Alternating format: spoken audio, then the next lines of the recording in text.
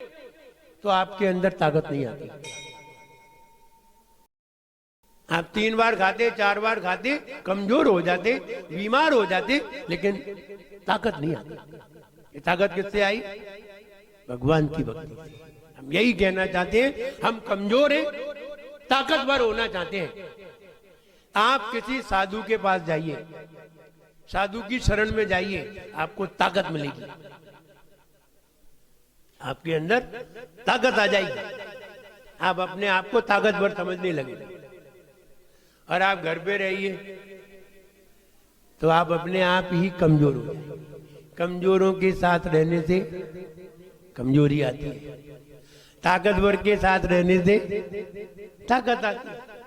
इसलिए ताकतवर का साथ करो, भक्ति करो। और भगवान की भक्ति कैसे करें? भावों से करो। भक्ति हमेशा भावों से होती है, और भक्ति शरीर से भी होती है। जब भावों की अभिव्यक्ति होती है तो शरीर अपने आप भक्तिमय हो जाता है। लेकिन भाव बनाना पड़ता है और शरीर अपने आप काम करने लगता है।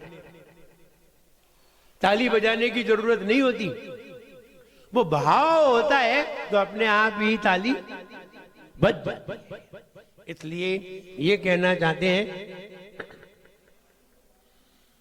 कि 2 काम दुनिया में रोज करो। 2 काम। पहला, आज का दिन प्रसन्न बनाने के लिए। पहला काम, आज का दिन मेरा प्रसन्नता से गुजरे। दूसरा, कल का दिन खुशी वाला आए। इससे बढ़िया काम नहीं हो सकता। पहला, आज का दिन प्रसन्नता से, सवेरे से लेके शाम तक हमारा मन प्रसन्न रहे। चाहते तो यही है, चाहते तो यही है। एक व्यक्ति आए, बोले महाराज पहले व्यापार बहुत अच्छा चल रहा था, अब थोड़ा ठंडा हो गया। हमने कहा सारे दिन हमेशा एक से ही रहते, तुम पहले जवान थे अब बूढ़े नहीं हो गए? बोले हाँ, कमजोर तो हो गए। तब कहो भगवान थे। ये तो नियति है, कभी अच्छा, कभी बहुत अच्छा, कभी क्या हमेशा सिद्ध चक्र विधान होता रहेगा? एक समय आया, उस समय में हो गया, शेष समय में पूजा करके जाओ घर। हाँ, बिल्कुल सही बात। हमने कहा हमेशा समय एक सा नहीं रहता। तुमने हमेशा ही दान थोड़ी किया है। कई दिन ऐसे हैं जिन दिनों में तुमने दान नहीं किया, और कई दिन ऐसे हैं जिन दिनों में तुमने दान किया है। कई दिन ऐसे हैं जिनमें तुमने आहार दिया है, लेकिन बहुत दिन ऐसे हैं जिनमें तुमने आहार नहीं दिया है। बहुत कम ऐसे हैं जिसमें आहार दिया है। बहुत कम ऐसे हैं जिसमें तुमने सिद्ध चक्र विधान किया है, और बहुत दिन ऐसे हैं जिसमें तुमने विधान नहीं किया है। तो जब दिन भी ऐसे हैं, विचार भी ऐसे हैं, तो फल भी वैसे ही है। आज का दिन मेरा प्रसन्नता से गुजरे। हम क्या करें?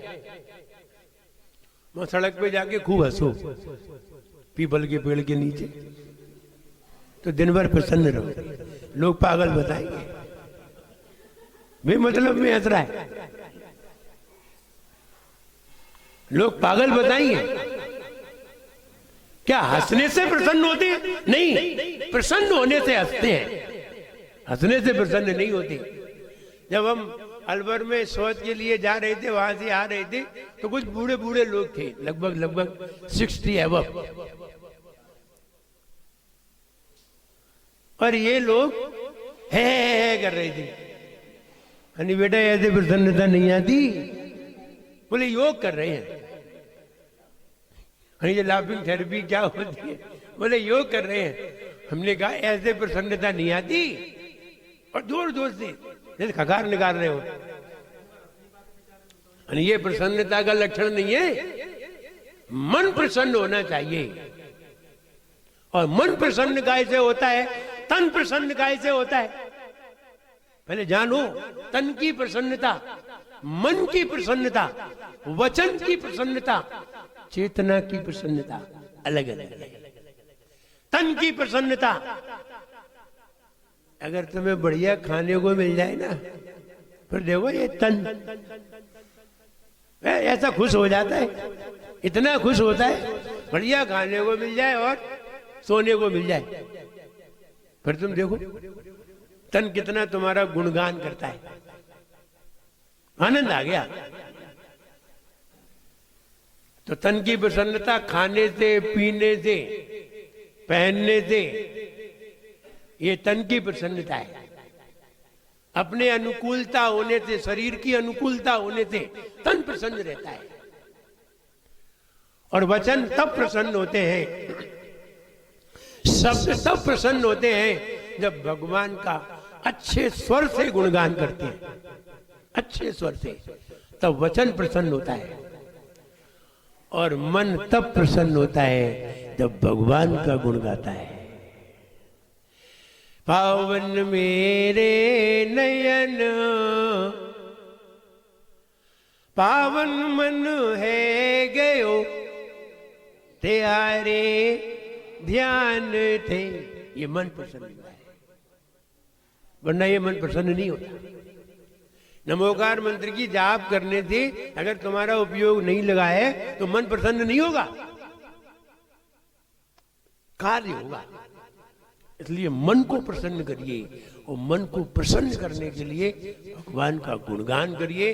भगवान का गुणगान करने से भी मन प्रसन्न नहीं होता, भगवान का गुणगान करके उसमें मन जाने से मन प्रसन्न होता है।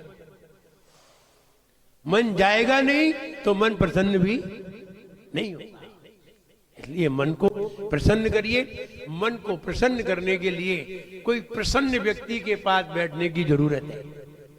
आप बहुत संकलेशित हैं, बहुत दुखी हो रहे हैं, और महाराज के पास आ जाएं तो आपका दुख कम हो जाए।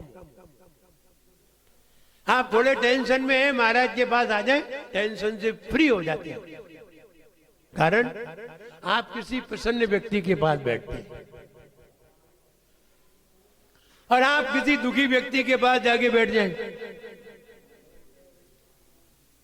देखो, हम अभियाल आपको टेंशन में ला दें, अभियाल हमें लाना हो, अभियाल आपको टेंशन में ला दे, और अभियाल आपको प्रसन्नता में ला दे। तो प्रसन्न व्यक्ति प्रसन्नता में ले आता है, और टेंशन वाला व्यक्ति टेंशन में ले जाता है। अगर घर पर कोई व्यक्ति आया हो, और घर पर व्यक्ति आए बड़ा टेंशन में हो, दिमाग न किसी को देख रहा हो, न किसी से बोल रहा हो, घर वालों को वैसे टेंशन, तो टेंशन वाले को देख करके टेंशन, और प्रसन्न को देख करके प्रसन्नता, ये उसकी पहचान है। अब किसी प्रसन्न व्यक्ति पर आइए, जब भगवान का गुणगान गाते हैं तो मन प्रसन्न हो जाता है, और मन प्रसन्न होता है तो पूरा दिन ही प्रसन्नता में आ जाता है। और जो भगवान का गुणगान नहीं गाते, दिन भर टेंशन में रहते, विकल्प में बने रहते। तो पहले आज का दिन प्रसन्न करिए।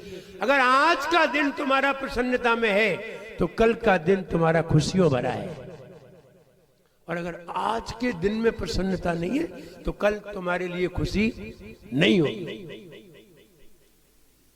इसलिए आज के दिन को प्रसन्नता से बनाइए, और प्रसन्नता से बनाने का तरीका है हम भगवान का दर्शन करें, भगवान का गुणगान करें, भगवान की पूजन करें। सिद्ध चक्र विधान, ये तो बहुत बड़ा विधान हो गया।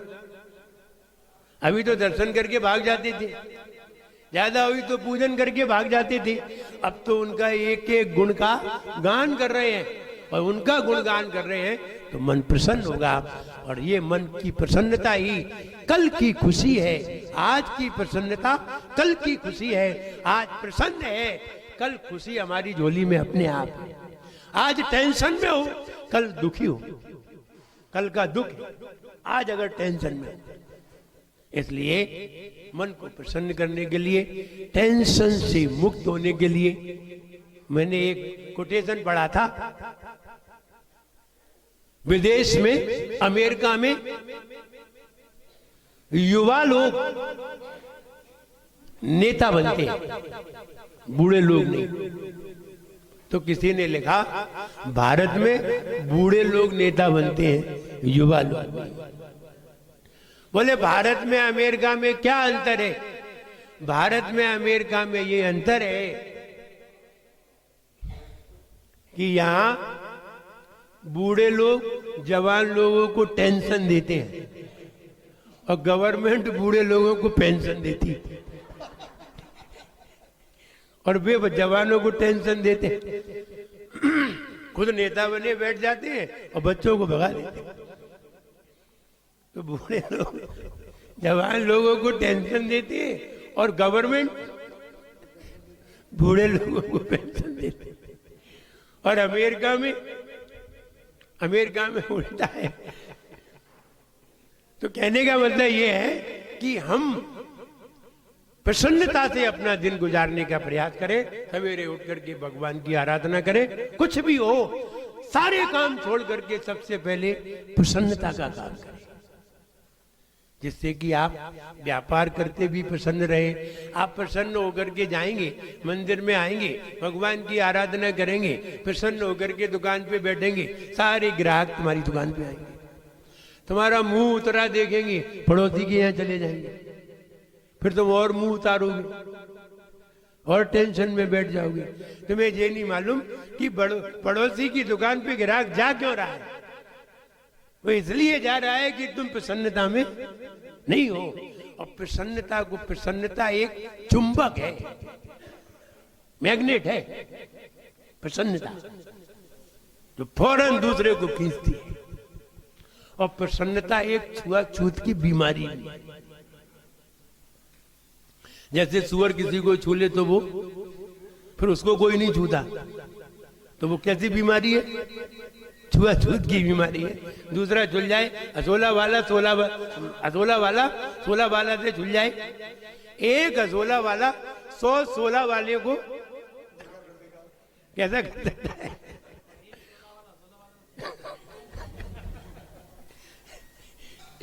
एक असोला वाला 100 16 वालों को असोले में कर सकता है, लेकिन 100 16 वाले एक असोले वाले को 16 में नहीं कर सकते। हाँ, तो ये कौन सी बीमारी है? छुआछूत की बीमारी है कि छू लो तो छूत के हो गए, ऐसा कहते हैं ना, छू लो तो अशुद्ध हो गए। ऐसे ही हंसने की बीमारी छुआछूत की बीमारी है। आप हंस के देखो, हम हंस रहे होंगे, सब लोग हंसने लगते,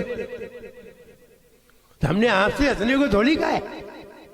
तो ये कौन सी बीमारी हुई? लेकिन रोने की बीमारी छुआछूत की नहीं है। कोई रो रहा हो तो कोई रोएगा नहीं। कोई रो रहा हो पड़ोस में तो सब लोग रोएंगे नहीं, और कोई हंस रहा हो तो बेमतलब में हंस लेंगे उसे देख के ही, चाहे ये नहीं मालूम हो कि वो क्यों हंस रहा है, तो भी हंस लेंगे। तो हंसना सबके लिए लाभदायक है, इसलिए प्रसन्न रहना चाहिए। हम ये कहना चाहते हैं, प्रसन्न रहिए। आज का दिन प्रसन्नता का बनाइए, कल की खुशी हमारे हाथ में। हम यही चाहते हैं, हम कल भी खुश रहें और आज भी खुश रहें। आज की खुशी ही कल की खुशी है, और आज की प्रसन्नता भगवान की आराधना से बनती है, गुरुओं की सेवा से बनती है, गुरुओं की वंदना से बनती है। 2 चीजें जरूर प्रतिदिन प्राप्त करें। नंबर 1 ईश्वर की कृपा, नंबर 2 गुरुओं का आशीर्वाद। बस सफल हो जाओ। अब कहीं जाने की जरूरत नहीं है, कहीं हाथ फैलाने की जरूरत नहीं है। ईश्वर की कृपा और गुरुओं का आशीर्वाद, और 2 चीजें तुम्हारे पास हैं, तुम दुनिया में जीते हो, कभी भी नहीं हारोगे, किसी भी कार्य में असफल नहीं होगे, सब कार्य में सफल होगे। इसलिए गुरुओं की, ईश्वर की कृपा सेवा से,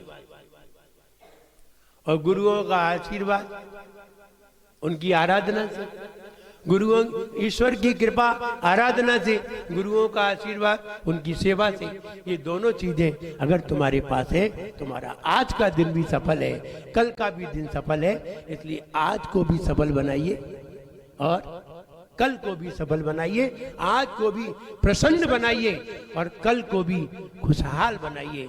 ऐसा ही मेरा सबके लिए आशीर्वाद है। सब लोग खुश रहे, प्रसन्न रहे, आपके जीवन में कभी भी कोई दुख प्रवेश न करे, मेरा सबके लिए खूब आशीर्वाद है। जय बोलिए परम पूज्याचार्य गुरुवर श्री विराग सागर जी गुरुदेव की जय हो।